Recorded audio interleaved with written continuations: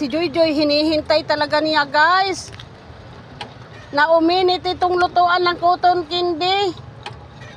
Kasi hindi siya uuwi kung hindi makakain ng cotton candy. Hinihintay niya.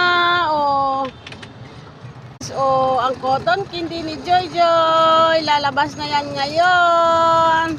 Wala guys, ang ingredients ni Kuya sa kanyang cotton candy. Ang ganda ng kulay guys. Tingnan nyo.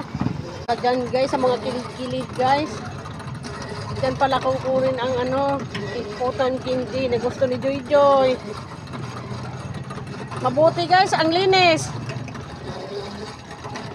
Safe sa mga bata. Ganyan pala ang cellophane. Tingnan nyo guys.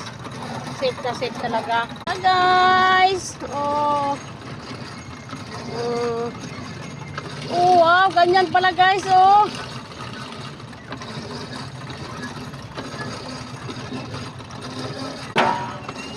Yun pala ang proseso ng paggawa ng cotton candy.